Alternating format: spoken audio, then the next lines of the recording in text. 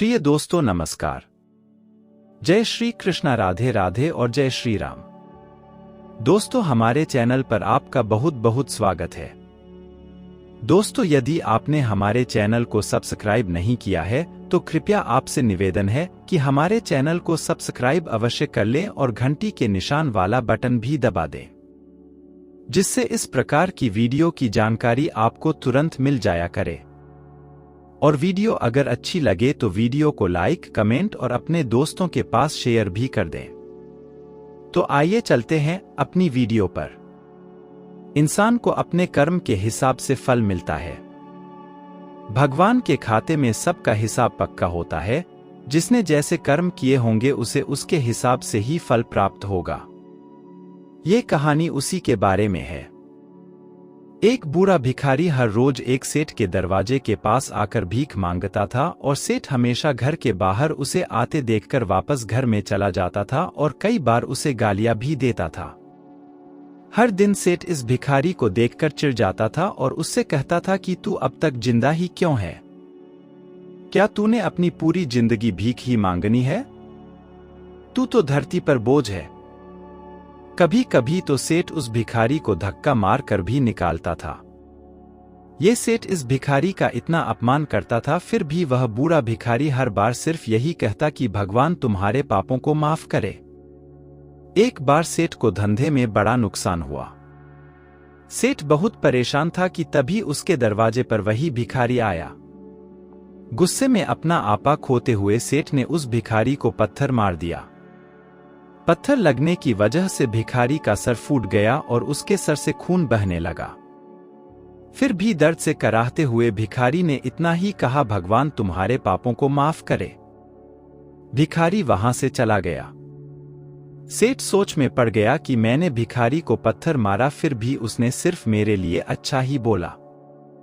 सेठ का गुस्सा शांत हुआ और अब उन्हें इस भिखारी का रहस्य जानने का मन हुआ। सेठ ने भिखारी का पीछा करना शुरू कर दिया। भिखारी जहां जहां जाता सेठ उसके पीछे जाता। सेठ ने देखा कि कोई उसको खाना देता तो कोई उसको मारता, तो कोई अपमानित करता तो कोई गाली देता। लोग भिखारी के साथ चाहे कितना भी गलत व्यवहार क्यों ना कर ले, पर ये भिखारी तो सबके लिए एक ही प्रार्थना करता, भगवान तुम्हारे पाप माफ करें। अब रात होने वाली थी। भिखारी अपने घर जाने के लिए लौटा। वो अपने घर पहुंच गया, लेकिन सेठ अब भी उसका पीछा ही कर रहा था। एक पुरानी टूटी हुई झोपड़ी में एक बूढ़ी औरत लेटी हुई थी। वह काफी कमजोर और बीमार लग रही थी। वह और कोई नहीं बल्कि इस भिखारी की पत्नी थी। अपने पति को वापस आता देख वह खाट से खड़ी हुई। पत्नी ने अपने पति के भीख वाले कटोरे में देखा, उसमें सिर्फ एक बासी रोटी थी। उसे देखकर वह बोली, आज बस इतना ही मिला? और हाँ, आपके सिर से खून निकल रहा है, ये चोट कैसे लगी? बूढ़ा भिखारी बोला, आज बस इतना ही मिला, किसी ने कुछ दिया ही नहीं। सबने गालियां दी और एक ने तो पत्थर मारा, इसीलिए ही मेरा सर फट गया। एक गहरी ठंडी सांस लेकर बूढ़ा भिखारी फिर से बोला, यह मेरे ही पापों का फल है। तुम्हें याद है न, कुछ सालों पहले हम कितने अमीर थे? क्या कुछ नहीं था हमारे पास? हमारे पास हर चीज जरूरत से ज्यादा थी, लेकिन हमने कभी दान नहीं किया। आगे भिखारी ने कहा कि हमने उस दिन एक अंधे भिखारी के साथ कितना कुछ बुरा किया था, जो हमारे द्वार पर भीख मांगने आया करता था। पत्नी की आंखों में आंसू आ गए। वह बोली, हां, हम उस बेचारे अंधे के साथ बहुत बुरा करते थे। उसका अपमान करते थे। उसे खाने के लिए रोटी की जगह कागज दिया करते थे और उसका मजाक उड़ाया करते थे। भिखारी की पत्नी बोली, मैंने कभी भी उसको रास्ता नहीं दिखाया था। एक बार मैंने उसके मुंह पर मिट्टी भी फेंकी थी और वह हमेशा दुखी होकर यही कहता कि भगवान तुम्हें तुम्हारे किए की सजा देगा। भगवान तुम्हारे पापों की सजा जरूर देगा। उसका श्राप सच हुआ और हम इस दुख भरी जिंदगी में आ गए। भिखारी बोला, हां, उसका श्राप सच हुआ और इसलिए ही मैं किसी को बद्दुआ नहीं देता हूं।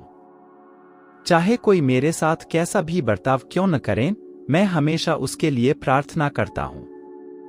मैं नहीं चाहता कि कोई भी हमारे जैसे जिंदगी का अनुभव करे। मैं नहीं चाहता कि किसी को भी हमारे जैसे दुखों का सामना करना पड़े। वो नहीं जानते कि वह कितना बड़ा पाप कर रहे हैं, इसलिए अनजाने में हुए पाप की ऐसी सजा किसी को भी मिले, ऐसा मैं नहीं चाहता हूं। सेठ वहीं पर छुपकर भिखारी की सारी बातें सुन रहा था। अब उसे सब कुछ समझ में आ गया था। भिखारी और उसकी पत्नी ने वह रोटी मिल बांटकर आधी आधी खा ली और भगवान को धन्यवाद बोलकर सो गए। अगले दिन वही बूढ़ा भिखारी फिर से सेठ के घर पर भीख मांगने गया तो सेठ ने पहले से गर्मा गर्म रोटियां उसके लिए निकाल कर रखी थीं। सेठ विनम्रता से बोला, माफ कर दीजिए बाबा, मुझसे बहुत बड़ी गलती हो गई है।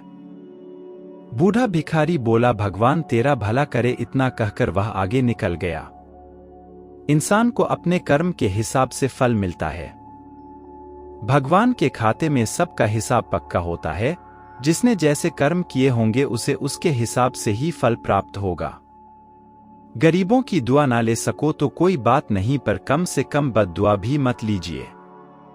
अगर आपको हमारी स्टोरी अच्छी लगी हो तो अपने दोस्तों के साथ भी शेयर कीजिए और कमेंट में जरूर बताइए कि कैसी लगी हमारी स्टोरी। तो इस वीडियो में बस इतना ही।